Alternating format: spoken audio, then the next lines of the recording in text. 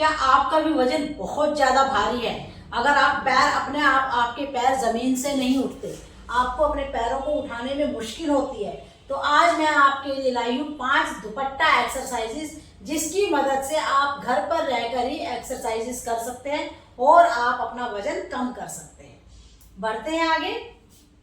नमस्कार, this is Manju Jain, certified fitness coach. Yoga with Manju में आपका हार्दिक स्वागत है। वीडियो अच्छा लगे तो इसको लाइक शेयर जरूर कीजिए।